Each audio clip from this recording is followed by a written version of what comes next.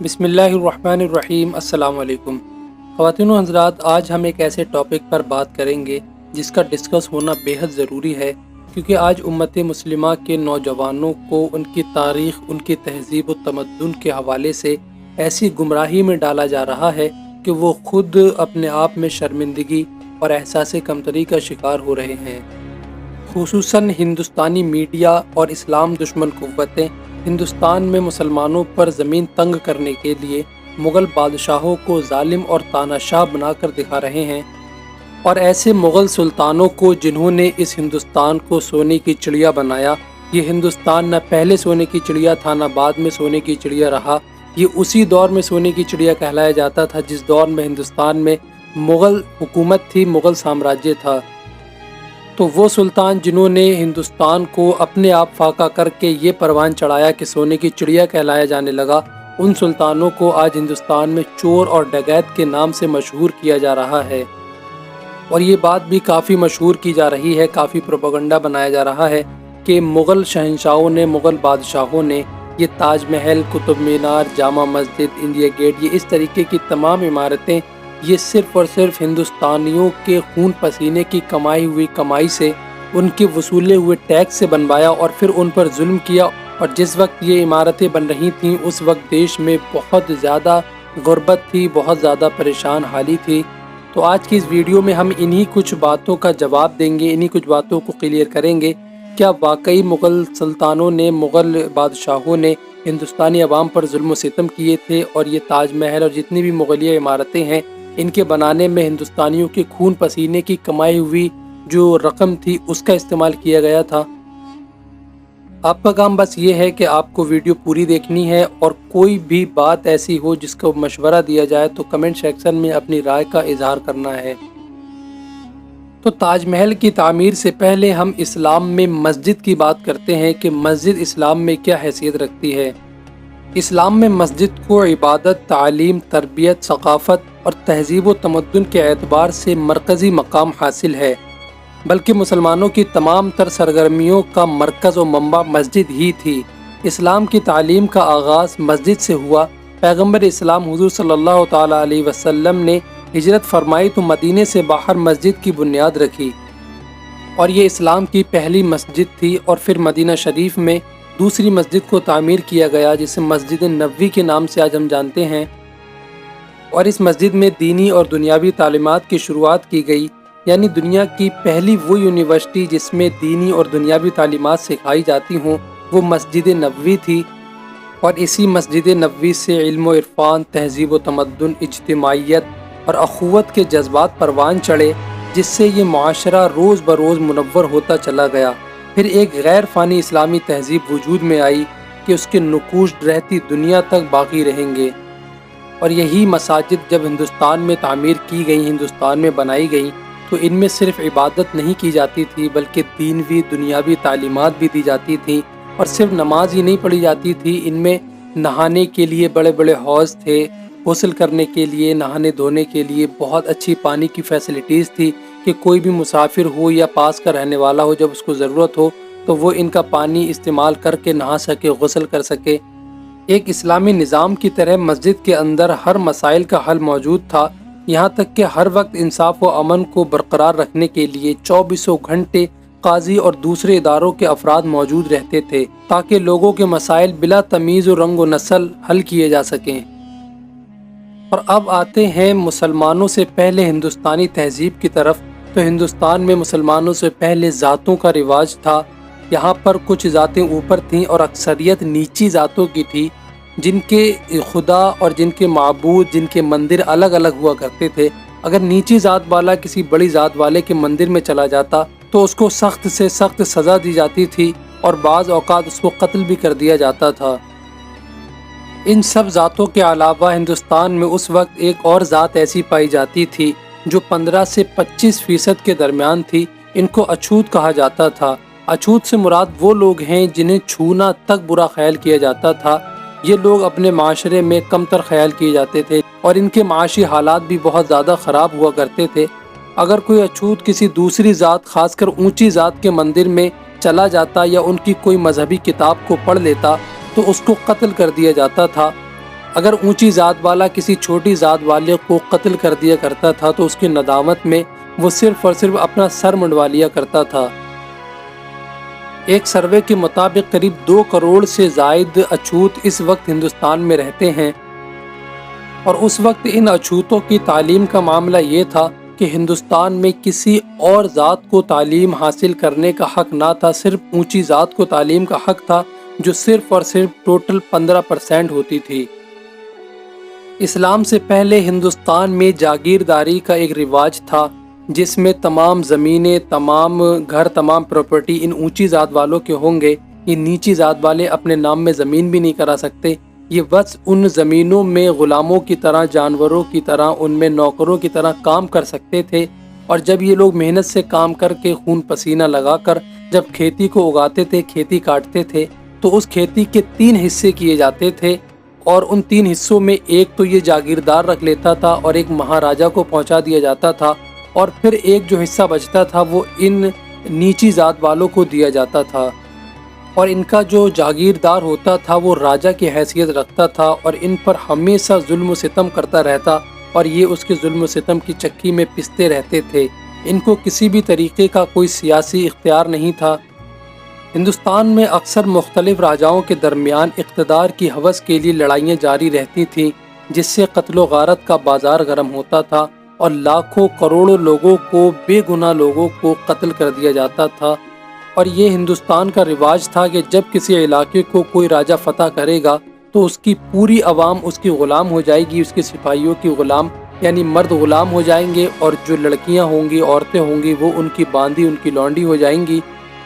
چاہے وہ ان سے لڑنے کے لیے آئے ہوں یا نہ لڑنے کے لیے آئے ہوں۔ اس ایریے میں جتنے بھی لوگ رہنے والے ہیں وہ سب اس راجا کے غلام ہیں، اس کے سپاہی کی غلام ہیں، اور پھر ان سب کو غلام بنا کر دارالحکومت پہنچا دیا جاتا، اور اس علاقے کو آگ لگا دی جاتی، وہاں کی ایک ایک عمارت کو تباہ و برباد کر دیا جاتا تھا۔ یہ ہندوستان کا مسلمانوں سے پہلے کا ماحول تھا۔ اسی قتل و غارت کی ایک بڑی مثال ہمیں اشوک کی لڑائی میں ملتی ہے۔ یہ ہندوستان کا وہی راجا ہے جس نے ہندو مت چھوڑ کر بودھ مت اپنا لیا تھا۔ اس نے ایک جنگ میں لاکھوں کروڑوں لوگوں کو قتل کیا، اور یہ جب جنگ سے واپس ہو رہا تھا تو اس نے دیکھا کہ ایک عورت اپنے جوان لڑکوں اور اپنے شوہر، اپنے بچوں کی لاشوں پر رو رہی ہے، تو اس کے دل میں ایک خوف، ایک ترس پیدا ہوا، اور اس نے ہندو مت چھوڑ کر بودھ مت اپنا لیا، اور پھر امن و امان کے لیے یہ جینے لگا، اور پھر اس نے پورے ہندوستان میں امن و امان پھیلانے کی کوشش کی۔ لیکن یہی جاگیردار جو چھوٹی قوم والوں پر حکم جتایا کرتے تھے اور ان پر ظلم و ستم کیا کرتے تھے، انہوں نے کبھی نہیں چاہا کہ ہندوستان سے ظلم و ستم ختم ہو، ہندوستان میں امن و امان آئے، اور یہ ذات پات والا میٹر ہے یہ ختم ہو۔ تو ان لوگوں نے راجہ اشوک کے خلاف بغاوتیں شروع کر دیں، اور پھر راجہ اشوک کو بھی قتل کر دیا، اور پھر آپ کے بعد پورے ہندوستان سے بودھ مت کے ماننے والوں کو چن چن کر قتل کر دیا گیا۔ تو دوستو، یہ ایک چھوٹی سی نظر میں ایک مجموعی طور پر ہندوستان کے حالات تھے جو مسلمانوں کے آنے سے پہلے ہندوستان میں تھے۔ اب بات کرتے ہیں مسلمانوں کی حکومت کا ہندوستان میں ہونا۔ تو یہ جو مسلمانوں کی حکومت تھی، تو کیا یہ خلافت تھی یا ایک طریقے کی حکومت، ایک بادشاہت تھی؟ اور اس وقت ہندوستان میں جو قوانین رائج تھے تو وہ کیا اسلامی نظام تھا یا کسی طریقے کا بادشاہ کا کریٹ کیا ہوا ایک نظام تھا؟ تو سب سے پہلے تو آپ یہ سمجھیں کہ اسلام میں جاگیرداری کا کوئی تصور نہیں ہے، بلکہ اسلام کا ماننا، اسلام کا کہنا تو یہ ہے کہ یہ ساری زمین، یہ ساری کھیتی، یہ صرف اور صرف اللہ رب العزت کی پیدا کی ہوئی ہے، اور اس کا اصل مالک صرف اور صرف اللہ ہی ہے، اور اللہ کا بنایا ہوا نائب خلیفہ وہی اس کی تقسیم کر سکتا ہے، اور وہ یہ سارے کام اسلامی نظام کی صورت میں کرے گا۔ اب ہندوستان کے راجاؤں کی بات رہی، تو جس وقت ہندوستان میں مغلیہ حکومت کا آغاز ہوا تھا، مغل شہنشاہ آئے تھے، اس وقت عرب ممالک میں خلیفہ پائے جاتے تھے۔ تو علماء کی میٹنگ بیٹھی، علماء کے مشوروں سے یہ قرار پایا گیا کہ ہندوستان میں جو بھی بادشاہ بنے گا وہ اپنے آپ کو خلیفہ نہیں کہلائے گا، کیونکہ اگر وہ خلیفہ کہلائے گا تو امت مسلمہ میں یہ انتشار پھیلے گا کہ ان کے دو خلیفہ ہوتے ہیں۔ تو اسی وجہ سے ہندوستانی راجاؤں نے، ہندوستانی شہنشاہوں نے اپنے آپ کو بادشاہیت کا لقب دیا، اور اپنے آپ کو اسلام کا خلیفہ کہلانے سے پرہیز کیا۔